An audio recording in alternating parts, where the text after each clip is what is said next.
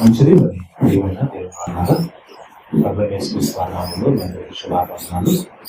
ఒంటరి జీవితము భయంకరమా అనేటువంటి విషయాలను తెలుసుకుందాం.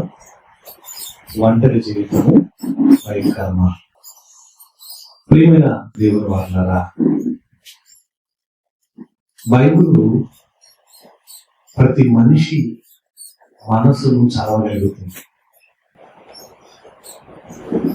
ఏ కోణంలో మనిషి బైబిల్ చదువుతాడో ఆ కోణంలో వారికి ఆ విధంగా అర్థాలు తెలియజేసే గ్రంథం బైబిల్. బైబిల్ ఓ కథల పుస్తకం కాదు, నవల రచయితలు రాసిన నవల లాంటిది కాదు. బైబిల్ చదివే కొద్దికి జ్ఞాన సంగతులు ఎన్నో మనకు బయటపడుతూనే ఉంటాయి. ఇప్పటికీ 2000 సంవత్సరాలుగా ఈ బైబిల్ బోధిస్తున్నా కూడా మరిన్ని కొత్త సంగతులు వస్తూనే ఉన్నాయి. కానీ ఈ బైబిల్ బోధించడం ఇక అయిపోయిందని అనడానికి లేదండి.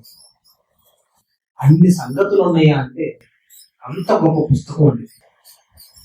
కనుక ప్రియమైన దేవుని వాళ్ళారా, ఈ కోణము ఆ కోణం అని కాదు, కానీ ఏ యాంగిల్ నుంచి ఏ విధంలో నుంచి బైబిల్ చదివినా అన్ని విషయాలలో మనిషిని సరిచేయడానికే బైబిల్ ఉంది. బైబిల్లో రాయబడిన ప్రతి మాట మనిషి జీవితానికి ఒక సరైన పాట. కనుక ప్రియమైన దేవుని వాళ్ళారా, ఎవరు కూడా బైబిల్ని అశ్రద్ధ చేయొద్దు. ప్రతిరోజు బైబిల్ చదవండి, కేటాయించండి. భోజనం తినడానికి 3 పూటల టైం కేటాయిస్తున్నాము. టిఫిన్ చేయడానికి 8 గంటలకు ఉదయం అని, మధ్యాహ్నం 1 గంటలకు భోజనం అని, రాత్రి 8 గంటలకు మళ్ళా భోజనం అని టైం టేబుల్ పెట్టుకుంటాం. దేవుని గ్రంథాన్ని చదవడానికి కూడా ఒక టైం టేబుల్ పెట్టుకుంది. ఈ గ్రంథంలో ఉన్న విషయాలు చదివితే తప్ప మనకు తెలియదు. చాలా మంది బైబిల్ చదవటం లేదు కాబట్టి బైబిల్ మీద పరిశోధన లేకుండా పోయింది. ఇక రాబోయే దినాల్లో బైబిల్ని పరిశోధించేవారు కాదు, కానీ సెల్లును పరిశోధించే వాళ్ళు ఎక్కువైపోయారు. కనుక ప్రతిరోజు బైబిల్ చదవడానికి కొంత టైం కేటాయించు, అప్పుడే మీకు బైబిల్ అర్థమవుతుంది. బైబిల్లో మనం ఎప్పుడూ ఒక వచనం చదువుకుంటుంటాం. పెళ్ళి జరిగేటప్పుడల్లా ఒక వచనాన్ని గుర్తు చేస్తూ ఉంటారు. ఆ వచనం ఏంటి అని అడిగితే ఆదికాండము 2వ అధ్యాయము. పెళ్లిలో చెప్తుంటారు ఎక్కువ ఈ మాటలు. ఏ మాటలు? ఆదికాండము 2వ అధ్యాయము 18వ వచనాన్ని చదువుతారు. మరియు దేవుడైన యెహోవా నరుడు ఒంటరిగా ఉండుట మంచిది కాదండి. ఎందుకు మంచిది కాదండి? శరీర సంబంధమైన ఆలోచనలు కలిగి ఉన్న విషయాల గురించి మాట్లాడుతున్న మాటది. లోక సంబంధంగాను శరీర సంబంధంగాను శరీర తలంపులు ఉద్దేశాలు కలిగిన మనుషులు వచ్చే ఆలోచనల గురించి చెప్పే మాట. ఏమండి, ఒంటరిగా ఉంటే పాడైపోతారు. ఒంటరిగా ఉంటే డాక్టర్ గారు ఒక్కలుగా ఒంటరిగా వద్దంటున్నారు. ఎందుకు? శరీర సంబంధమైన అప్పులు, బాధలు, కష్టాలు, నష్టాలు వీటి గురించి ఆలోచన చేసి మైండ్ పనిచేయదని ఒంటరిగా ఉంచొద్దు అంటారు. ఒంటరిగా ఉండటం వల్ల మనిషి ఆలోచనలు చెడిపోతాయి అంటారు. ఒంటరిగా ఉండటం వల్ల మనిషి తప్పుడు ఆలోచనలోకి వెళ్ళిపోయి తప్పుడు ప్రవర్తనలోకి వెళ్ళిపోతాడేమో అంటుంటారు. అంటే ఒంటరి జీవితం ఇంత భయంకరంగా ఉంటుందా అంటారు. ఎన్టీ రామారావు గారికి ఒక కుమార్తె ఉంది, పిల్లలు ఉన్నారు, కొడుకులు ఉన్నారు, కోడళ్ళు ఉన్నారు, మనవాళ్ళు ఉన్నారు, మనవరాళ్ళు ఉన్నారు. కానీ ఇంట్లో ఒకటే, నేను ఒక్కదాన్నే ఒంటరిగా ఉండాల్సి వస్తుందని ఊరి పెట్టుకొని చచ్చిపోయింది. ఎందుకని?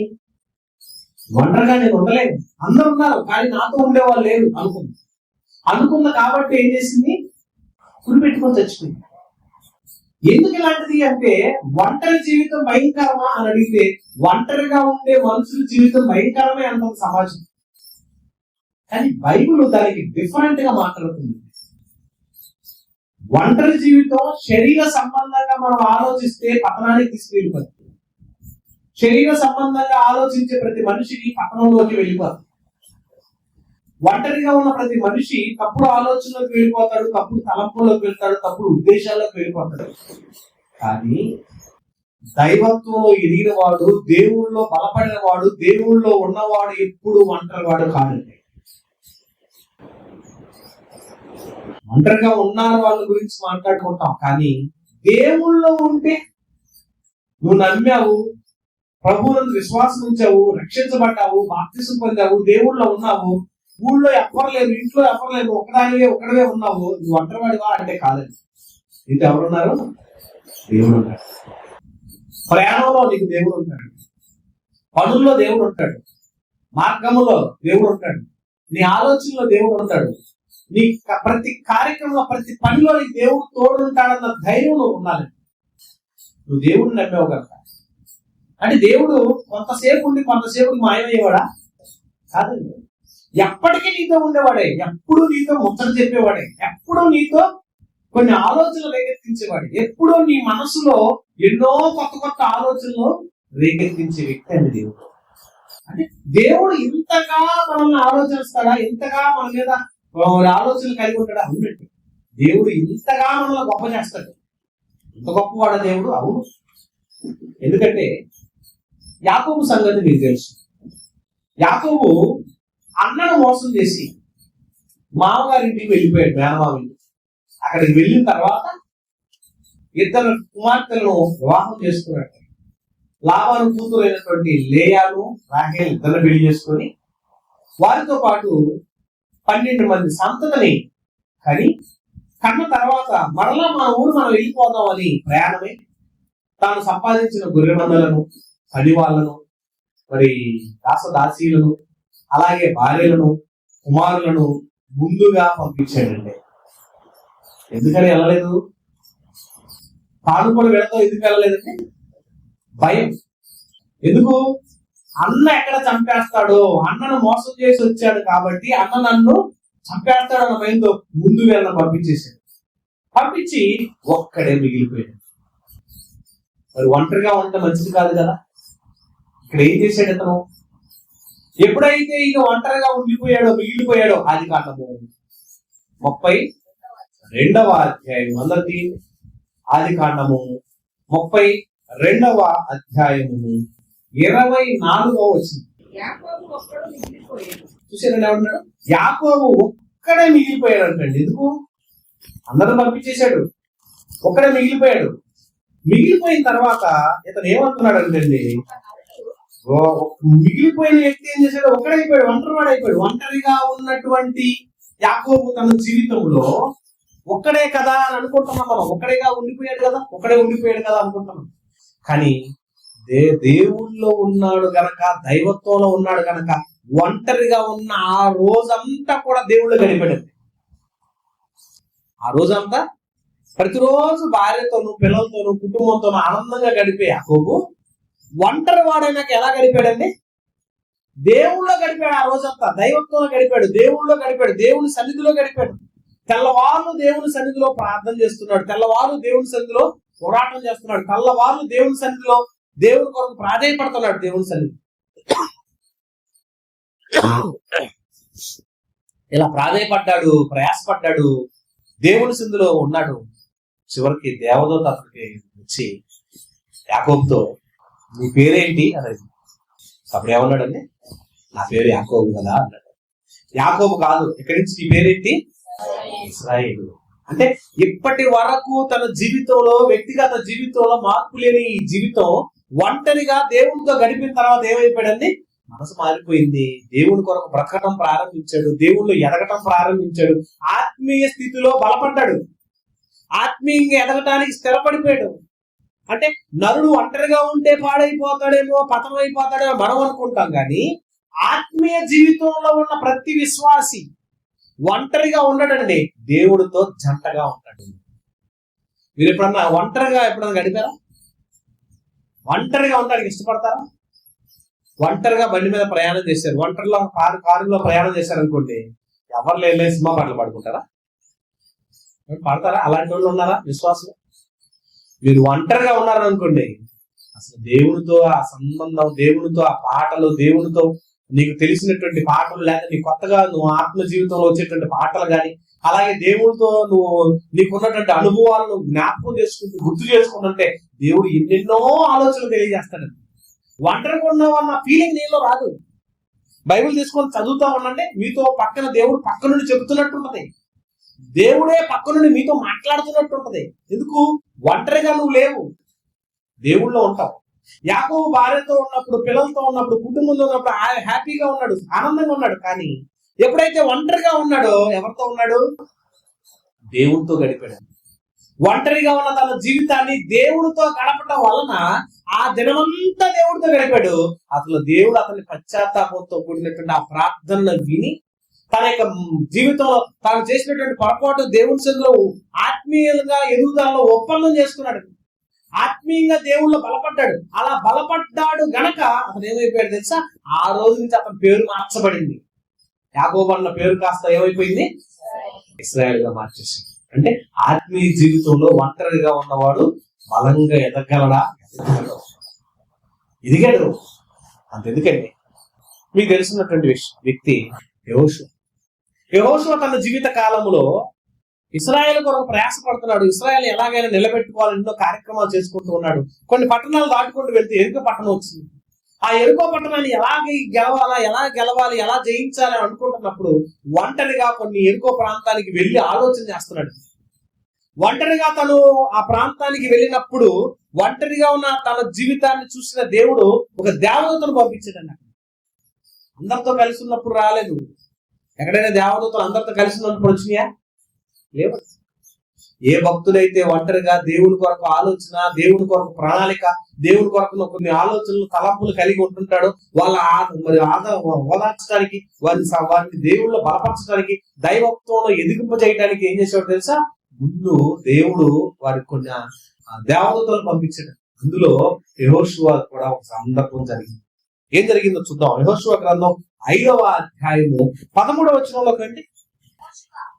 యెహోషువ గ్రంథము 5వ అధ్యాయము 13వ వచనం.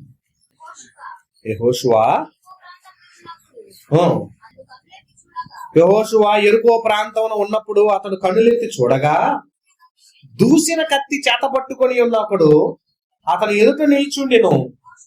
యెహోషువ అతని యొద్దకు వెళ్ళి, నీవు మా పక్షమున ఉన్నవాడవా, మా విరోధం పక్షములుగా ఉన్నవాడవా అని అడగగా, చూసారండి, ఆ కాలంలో భక్తులుగా ఉన్నటువంటి ఆ సమయంలో యెహోషువ దేవుని సన్నిధిలో గడుపుతున్నాడండి.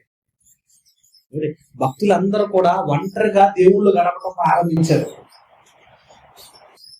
కుటుంబ ప్రార్థన వేరు, సహవాస ప్రార్థన వేరు, నియమక కూడికలు వేరు, సభలు వేరు. కానీ ఒంటరిగా దేవుళ్ళు గడపడం కూడా వేరండి. మీరు ఎప్పుడైనా ఒంటరిగా దేవుడితో గడపడం అలవాటైతే, ఆ అనుభవంలోకి మీరు వెళితే, దేవుడితో ఆ సన్నిధిలో మీరు ఉంటే ఆ అనుభవంలో మీరు బలపడతారు. యెహోషువ కూడా ఒంటరిగా ఆ ప్రాంతంలో తిరుగుతున్నప్పుడు దేవుడు తన దూతను పంపించాడు. నీకు విజయాన్ని చేకూర్చడానికి నేను ఉన్నాను, మీ పక్షాన్ని నేను ఉన్నానని సాష్టాంగ నమస్కారం చేసి దేవుని సన్నిధిలో ప్రార్థించాడు. ఆ యెరికో పట్టణాన్ని దేవుడు విజయాన్ని చేకూర్చడానికి యెహోషువకు సూచనలు, సలహాలు అందించాడు. ఇప్పుడు ఒంటరిగా ఉన్నప్పుడు భక్తుల జీవితాలన్నీ కూడా ఒంటరి జీవితంలో బలపడ్డాయి. ఒంటరి జీవితంలో దేవుళ్ళు ఎక్కువ గడిపారు. మనమంతా కుటుంబంతో గడపాలని, అన్నదమ్ములతో గడపాలని, భార్యతో గడపాలని, భర్తతో గడపాలని, పిల్లలతో ఉండాలని మనం కోరుకుంటాం. ఒంటరిగా దేవుడు కొంత కుటుంబాల్లో కొందరు ఒంటరి చేస్తుంటాడు. ఎందుకు ఒంటరి చేస్తున్నాడు తెలుసా? నేను దేవుళ్ళో దగ్గర చేయడానికి. బాధ మీద బాధ, కష్టం మీద కష్టం, నష్టం మీద నష్టం, శ్రమల మీద శ్రమలు, నిందలు, అవమానాలు భరించలేని ఒక్కొక్కటి నీ మీద పడుతున్న కొద్ది ఏమైంది తెలుసా? అవన్నిటిని నువ్వు తట్టుకోలేక దేవుని దగ్గరికి వెళ్ళిపోతావు. ఒంటరిగా నీ గదిలోకి వెళ్ళి ప్రార్థన చేస్తావు. ఒంటరిగా ఎక్కడ దొరికితే అక్కడ అవకాశం ఉన్న కాలంలో మోకరించి ప్రార్థన చేయడానికి సిద్ధపడిపోతావు. ఎందుకో తెలుసా? నిన్ను బలపరుచుకుంటాడు దేవుడు. తన వైపు ఆకర్షించడానికి, తన వైపు నీ కార్యము జరిగించడానికి, తన ద్వారా నీ పని జరిగించడానికి ఏదైతే నిన్ను ఎవరైతే ఎన్నుకున్నాడో ఎన్నుకున్న వారిని స్థిరపరచుకుంటాడండి దేవుడు. యెహోషువను కూడా నిలబెట్టుకున్నాడు, యెరికో పట్టణాన్ని జయించాడు. అంతెందుకంటే ఇంక ముంచుకు వెళ్ళినట్టయితే మీ అందరూ తెలుసు గిద్యోను ఆ మిద్యానీయుల ప్రాంతంలో, ఆ ప్రదేశం అంతా మిద్యానీయులు మరి ఇశ్రాయేల్ని ఇబ్బంది పెడుతున్నప్పుడు ఆ మిద్యానీయులు ఎలా గెలవాలనుకున్నటువంటి టైం అండి. ఒంటరిగా ఆలోచిస్తున్నాడు, నా పరిస్థితి ఏంటి, ఇశ్రాయేల్ అందరి పరిస్థితి ఏంటి, ఎలా అయిపోయింది? ఇశ్రాయేల్ అందరూ ఎలా అయిపోతే వీళ్ళని ఎలా కాపాడుకోవాలి, వీళ్ళని ఎలా రక్షించుకోవాలి? దేవుడు లేడా మనకి? దేవుడు మనకు అండగా ఉన్నాడా? దేవుడు మనల్ని కాపాడ్డా? చూసారండి, ఐగుప్తు దేశం నుంచి కాపాడిన దేవుడు మనతో ఉన్నాడా అని ఒక ఆలోచనకు వెళ్ళిపోయాడు గిద్యోను. అప్పుడు దేవుడు గిద్యోనుతో కూడా ఏం మాట్లాడాడు చూడండి. న్యాయాధిపతుల గ్రంథం 6వ అధ్యాయం, అందరికి న్యాయాధిపతుల గ్రంథం 6వ అధ్యాయం 11వ వచనం నుంచి చూద్దాం.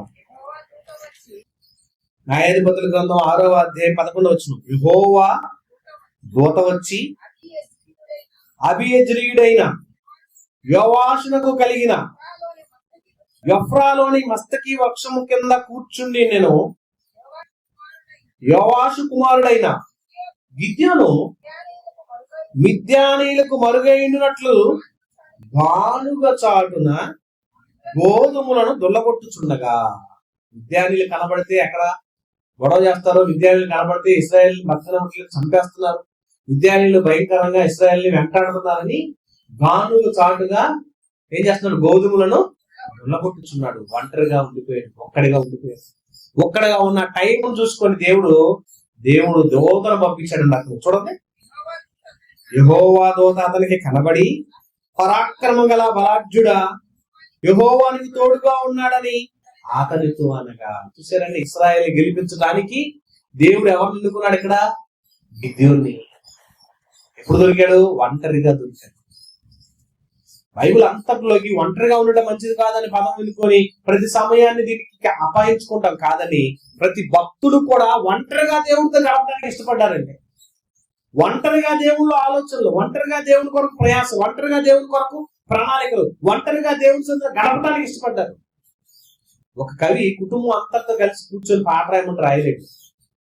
ఒంటరిగా వెళ్ళాడు అనుకోండి, చక్కని ఆలోచనలకు వెళ్తాడు, మంచి సమయాన్ని చూసుకుంటాడు, గుర్తుకొచ్చిన పాటల్లా రాస్తా ఉంటాడు. ఏ టైంలో ఏ సందర్భం బయటకు వస్తుందో, ఏ టైంలో ఏ జ్ఞానం బయటకు వస్తుందో అని ఆలోచన. ఒక దైవజనుడు కూడా ఒంటరిగా ఎక్కువ శాతం గడపడానికి ఇష్టపడతాడు. ఒక విశ్వాసి కూడా కుటుంబంతో గడిపే టైం ఉంటది, కానీ దేవుడితో గడిపే టైం ఒంటరిగా కొంతమంది గడుపుతారు. కొంతమంది అయితే కొండపైకి వెళ్ళి ప్రార్థన చేస్తారు, కొంతమంది అయితే గది పైకి డాబా పైకి వెళ్ళి ప్రార్థన చేస్తున్నారు, కొంతమంది ఇంట్లోనే గది కట్టుకొని ఆ గదిలో కూర్చొని దేవుని సన్నిధిలో బైబిల్ చదువుకుంటూ ప్రార్థన చేసుకుంటూ ఉంటారు. ఎందుకో తెలుసా? దేవుళ్ళలో ఎక్కువ గడపడానికి ఇష్టపడతారు. చాలా మంది ఇతను ఏం చేస్తున్నాడు? పొలం పని చేసుకుంటూ కూడా దేవుని గురించిన ఆలోచన చేస్తున్నాడు. అంటే పని చేసుకుంటూ దేవుని గురించిన ఆలోచనలు, ప్రయాణంలోనూ దేవుని గురించి ఆలోచనలు, మరి కొంతమంది ఆహారం తింటూ కూడా దేవుని గురించి ఆలోచనలు. ఎప్పుడు కూడానండి మనిషి ఎప్పుడు దేవుడి గురించిన ఆలోచన చేస్తుంటే మంచి ఆరోగ్యంగా ఉంటాడు, మంచి ఆయుష్ కలుగుతాడు. ఎందుకంటే శరీరంలో ఉన్నటువంటి ఏ రోగము తొందరగా అది బలపడదండి. వాక్యము చేత మనిషి నింపబడుతున్నప్పుడు, వాక్యం చేత అతను హృదయం తృప్తి పడుతున్నప్పుడు శరీరంలో ఉన్నటువంటి కొన్ని రుగ్మతలు కూడా దేవుడు తీసేస్తాడండి. ఎందుకు? వాక్యానుసారంగా మనం ఆలోచన చేస్తే. గిద్యోను దేవుని పక్షాన ఆలోచన చేశాడు కాబట్టి ఇతను ఏంటో అని నిలబెట్టడానికి గిద్యోనుకు కొన్ని సూచనలు, సలహాలు ఇప్పించి దూత ద్వారా కొన్ని అద్భుతాలు చేయించి ఇశ్రాయేలు పక్షాన విజయంగా నిలబడటానికి గిద్యోను దేవుడు ఎన్నుకున్నాడండి. ఒంటరిగా ఉన్నప్పుడు. ఒంటరి జీవితం భయంకరమా? కాదండి. ఒంటరి జీవితంలో భక్తులకు ఆనందకరంగా అనిపించిన దీనాలు ఉన్నాయి. ఒంటరి జీవితంలో భక్తులు అందరూ బలంగా దేవుడు ఎదిగిన వాళ్ళు ఉన్నారు. దావీదు అడవిలోకి వెళ్ళి గొర్రెలు కాసుకున్నాడు. ఎంతమందితో కలిసి? ఒంటరిగానే అడవిలోకి వెళ్ళాడు, ఒంటరిగానే పులితో వేటాడు, ఒంటరిగానే ఎలుగుబడితో వేటాడు, ఒంటరిగానే తన జీవితాన్ని కొనసాగించాడు, ఒంటరిగానే గొర్రెల కాపరిగా అడివంతా తిరుగుతున్నాడు. జంటగా దేవుణ్ణి వెంట పెట్టుకుని దేవునితో గడిపాడు, ఆత్మీయంలో ఎదిగాడు, బలపడ్డాడండి. ఒంటరి జీవితంలో దృఢమైనటువంటి విశ్వాసం కలిగినటువంటి వ్యక్తిగా దావీదు ఎదిగాడు. అంతెందుకంటే ఇంకో మాట చూద్దాం. దానియేలు గ్రంథం మనం ఆలోచిస్తే 6వ అధ్యాయంలో వెళ్తే దానియేలు కూడా దేవునితో గడిపాడండి. ఎలాగో తెలుసా? ప్రతిరోజుకు 3 సార్లు ప్రార్థించేవాడండి. మనం కూడా ప్రార్థన చేస్తాం, 3 పూటలు భోజనం చేస్తాం కదండి. దేవానికి స్తోత్రం, నాకు ఆత్రం అని తినేసే పనిలోనే ఉంటాం తప్ప, దేవా నీ కొరకు నేను ఇలా చేస్తున్నాను అలా చేస్తున్నానని యెరూషలేము తట్టు అంటే కిటికీలు తెచ్చుకొని 3 రోజులు ముమ్మారు ప్రార్థన చేసేవాడు అంటండి. దాని రాజుగారు ఆర్డర్ తీసుకొచ్చారు. ఏమని? రాజుగారిని తప్ప ఎవరిని సేవించినా తీసుకువెళ్ళి నిన్ను ఎక్కడ పడేస్తాం? సింహాల గుహలో వేస్తామని ఆర్డర్ వేసినా కూడా ఆర్డర్ కేదర్ చేయలేదు, లెక్క చేయలేదు. నాకు దేవుడు ముఖ్యం. దానియేలు గ్రంథం 6వ అధ్యాయము 10వ వచనం నుంచి. దానియేలు తెలుసుకోను, అతడు తన ఇంటికి వెళ్ళి యథాప్రకారంగా అనుదినము ముమ్మారు మోకాల్లోని తన ఇంటి పైగది కిటికీలు యెరూషలేము తట్టుకు తిరుగుబడి ఉండగా తన దేవునికి ప్రార్థన చేయొచ్చు, ఆయన స్తుతించుచూ వచ్చిన. చూసారండి, దేవుని స్తుతించడానికి దానియేలు ప్రతి దినము ప్రార్థిస్తున్నాడు. తీసుకెళ్లారు దానియేలు పట్టుకొని చెరసాల్లో తీసుకువెళ్ళి ఆ భయంకరమైనటువంటి ఆ సింహాల గృహలో పడేశారు. కానీ దేవుడు ఎవరితో తోడుగా ఉన్నాడు? దానియేలుతో తోడున్నాడు.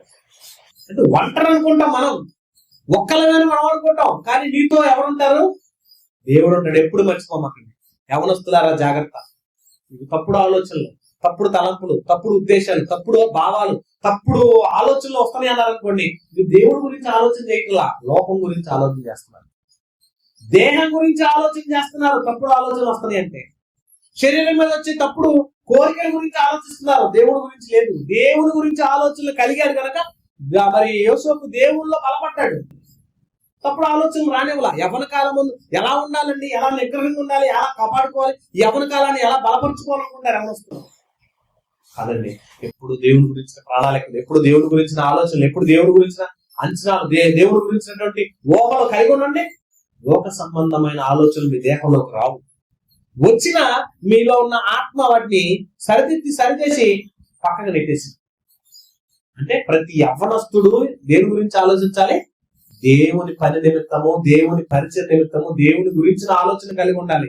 యోసేపు అలాగే ఉన్నాడు కాబట్టి తనను ఎంత ఆకర్షించుకోవాలని, ఎంతగా లోపరుచుకోవాలనుకున్నా కూడా పోతీఫరు భార్యకు లొంగలేదండి.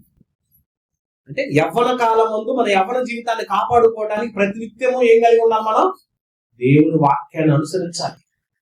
యవ్వనుడు తప్పక తొట్టిల్లును అంటాడు. మరి తొట్టిల్లిన వాడిని ఎలా సరిదిద్దాను? నీ వాక్యము చేతనే కదా అంటాడు. నీ వాక్యము చేత కదా సరిదిద్దాడు. అంటే వాక్యం మనలో వస్తున్నప్పుడు ఊహలు, ఆలోచనలు శరీర సంబంధమైన రావు. ఆత్మ సంబంధంగా నువ్వు ఎదుగుతున్నప్పుడు శరీర సంబంధమైన ఒంటరితనం ఉండదు. శరీర సంబంధమైన ఒంటరితనం ఆలోచించిన వాడు భూమి మీద బతకలేడు.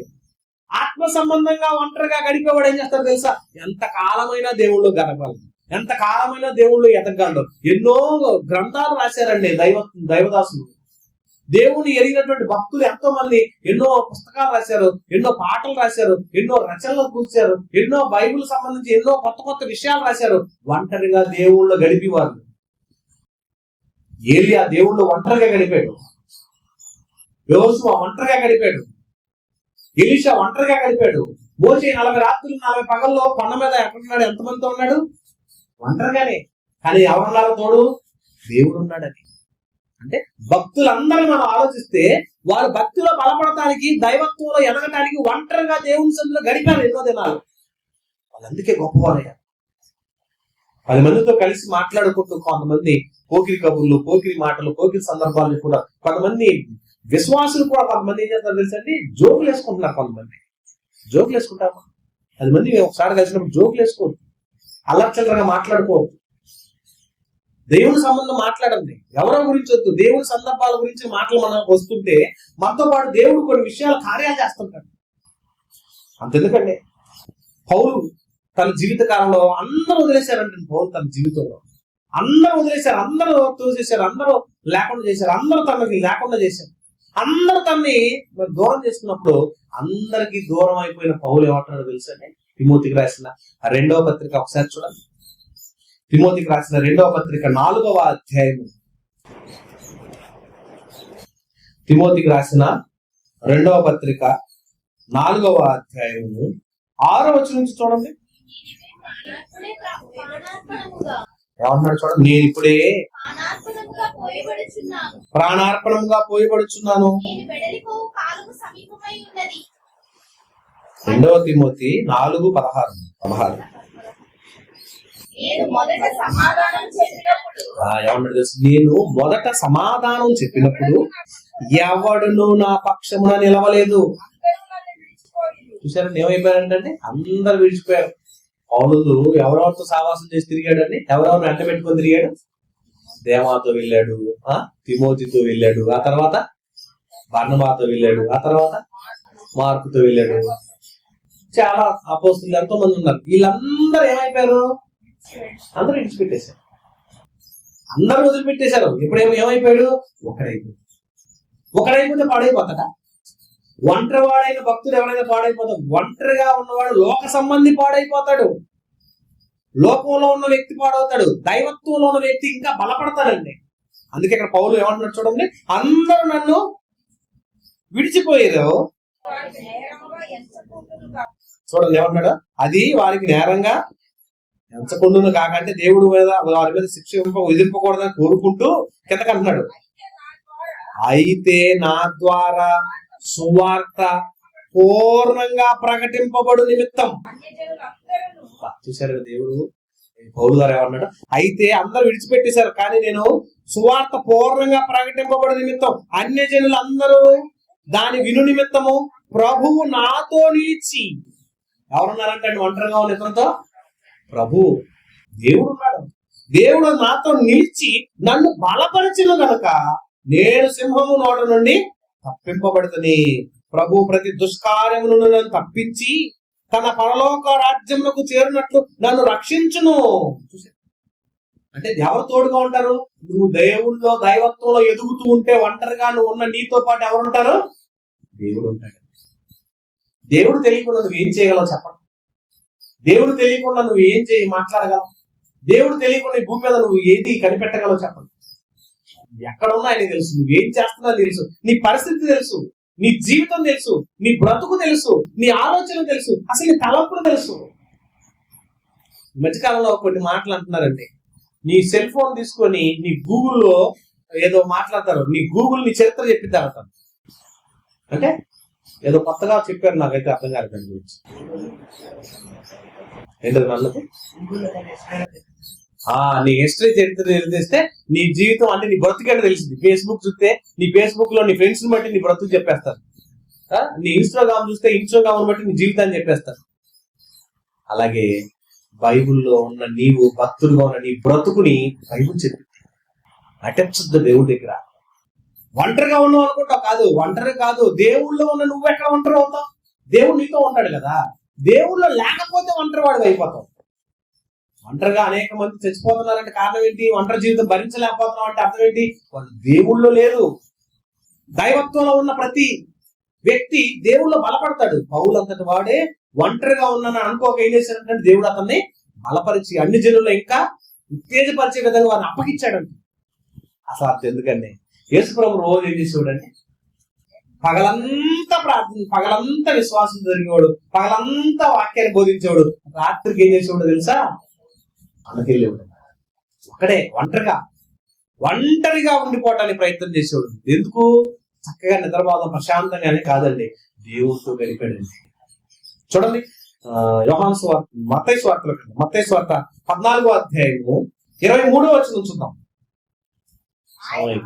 మత్తయి సువార్త 14వ అధ్యాయము 23వ వచనం.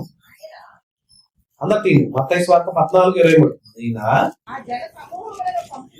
ఆ జన సమూహాలను పంపివేసి ప్రార్థన చేయుటకు ఏకాంతముగా కొండ ఎక్కిపోయి సాయంకాలం అయినప్పుడు ఒంటరిగా ఉండెను. ఒంటరిగా ఉండటం మంచిదా కాదా? ఒంటరి జీవితం లోకంలో ఉన్నవాడికి చెడ్డది, దేవుళ్ళలో ఉన్నవాడికి ఆత్మీయ ఎదుగుదలకు ఉపయోగపడింది. దేవుని గురించి ఆలోచించండి. కొన్ని కొత్త పాటలు రాస్తారు. మన ఈ మధ్య అంజబాబు గారు రాసిన పాట ఇక్కడ మనం కొద్దిగా అనుకున్నాం, యూనివర్సిటీ లెవెల్లోకి వెళ్ళేవాడికి హైలైట్. గుంటూరు గద్దర అంటున్నారు అండి వాళ్ళందరూ. కండవా వేసుకొని కనపడగానే ఈయన చూడంగానే ఏమంటారు, అయ్యా మీ గుంటూరులో ఒక గద్దర వెళ్ళాడు అని అంటున్నారు. గుంటూరు గద్దర బిరుదెత్తున్నారు. నిజంగా ఒంటరిగా ఎన్ని సాధించొచ్చింది. భక్తులుగా ఉన్న నీవు ఒంటరిగా దైవత్వంలో ఆలోచించండి. దైవత్వం, ఆ దేవుని స్థాయికి ఎదగండి. దేవుని స్థాయిలోకి వెళ్ళి మీరు ఆలోచించండి. మిమ్మల్ని గొప్ప చేస్తాడు దేవుడు. మిమ్మల్ని గొప్ప చేయాలంటే దేవుడు ఏం చేస్తాడు తెలుసా? మీరు ఆయనతో మమేకం అయిపోవాలి. యేసుక్రీస్తు ఎన్ని శ్రమలైనా, ఎన్ని నిందలైనా, ఎన్ని అవమానాలైనా తట్టుకోవటానికి ఏం చేశాడు తెలుసా? దేవుని దగ్గరకు వెళ్ళాడు. ప్రతిరోజు ఒంటరిగా దేవుని సందులోకి వెళ్ళిపోయాడు. ప్రతిరోజు ఒంటరిగా దేవుని సన్నిధిలో ప్రార్థించాడు. ప్రతిరోజు ఒంటరిగా దేవుని సన్నిధిలో గడపడం ప్రారంభించాడు. మనం ఎప్పుడన్నా ప్రార్థన చేస్తాం ఒంటరిగా? ఒక్కరిగా కూర్చొని ప్రార్థన చేసే అలవాటు ఉందా? ఒక్కరిగా కూర్చొని బైబిల్ చదువుతుందా? ఒక్కరిగా కూర్చొని కుటుంబంతో కలిసి ప్రార్థన చేయాలి, అది వేరు. కుటుంబ ప్రార్థన వేరు, వ్యక్తిగత ప్రార్థన కూడా ప్రతి మనిషికి అవసరం. ఇప్పుడు యేసుప్రభువు అంటుంటాడు, శిష్యులందరూ కొన మీద తీసుకెళ్ళి ఒక రోజు రండి ప్రార్థన చేసుకుందాం, అలవాటు చేయాలి. అక్కడికి వెళ్ళి అందరూ కూర్చోబెట్టి ప్రార్థన చేస్తపోతే వీళ్ళందరూ నిద్రపోతున్నారు. అప్పుడు ఏమన్నాడు తెలుసా? మీరు శోధనలో ప్రవేశించుకున్నట్లు మెలకువగా ఉండి ప్రార్థించండి అని అన్నాడు. మనం ఎన్నో కష్టాల్లోకి, నష్టాల్లోకి, శ్రమంలోకి, నిందల్లోకి పడకుండా ఉండాలంటే మెలకు ఉండాలండి. దైవత్వంలో దేవునితో సహవాసం ఉండాలి, దేవునితో ఎదుగుదల ఉండాలి. భక్తుల జీవితాలు అందరూ కూడా ఒంటరిగా ఉండి బలంగా ఎదిగారు. యేసుక్రీస్తు అంతటి వాడు కూడా తాను తట్టుకోలేనేమో అనుకున్నాడు సిలువ శ్రమలను. సిలువ మోయగలనా, సిలువను మరి ఉంచగలనా, ఈ గిన్నె నా దగ్గర తీసేయగలరా అని అన్నాడు. అయినా కూడా నీచితమేనని దేవుళ్ళు నిలబడ్డాడు. నిజంగా ఒక భక్తుడు ఒంటరిగా దైవత్వంలో గడిపితే ఎన్నో విజయాలు ఉన్నాయి. ఒక వ్యక్తి ఒంటరిగా గడపడం వల్ల మోషే అంతటి వాడు 10 ఆజ్ఞలు తీసుకురాగలిగాడు. విభోషం అంతటి వాడు ఎరుకో పట్టణాన్ని జయించాడు. ఏలియా అంతటి వాడు కిషోర్ వాగు దగ్గర ఉండి అక్కడ ఉన్నటువంటి ఏలియా గారు మరి ఉన్నటువంటి దేవుని బయలు ప్రవక్తలందరూ ఒక్కసారిగా నరికివేశాడు. ఎలీషా అంతటి వాడు కూడా ఒంటరిగా దేవుని సన్నిధిలో బలపడ్డాడు. ఒంటరిగా పౌలు కూడా పోరాటం చేసి దేవుని కొరకు ఎదిగాడు. యేసుక్రీస్తు అంతటి వాడు కూడా ఒంటరిగా దేవుని పరిచర్యలో బలంగా ఎదిగాడు. అంటే భక్తులందరూ మనం ఆలోచిస్తే ఒంటరిగానే దేవుళ్ళో బలపడ్డారు. అంటే మన జీవితం కూడా ముందుగా కుటుంబంతో పాటు, సమాజంతో పాటు, సంఘంతో పాటు ఒంటరిగా దేవుని సన్నిధిలో ఎదగటం నేర్చుకో. అలా ఎదగటం వలన, దైవత్వంలో ఉండటం వలన నీ బ్రతుకు బాగుంటది. బ్రతుకు బాగుండాలంటే ఏం చేయాలి? మీరు ఒంటరిగా దేవుళ్ళు గడపడానికి ఇష్టపడండి. యేసుక్రీస్తు అంతటి వాడు ఒంటరి గడిపాడు. దావీదు అంతటి వాడు ఒంటరిగా గడిపాడు. ఒంటరిగా దేవుళ్ళు గడిపాడు.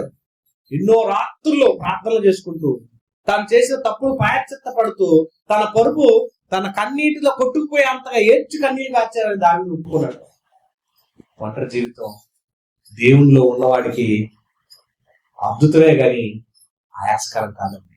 లోకంలో ఉన్నవాడికి ఒంటరి జీవితం నరకం, కానీ దేవుళ్ళో ఉన్నవాడికి గొప్ప వరం.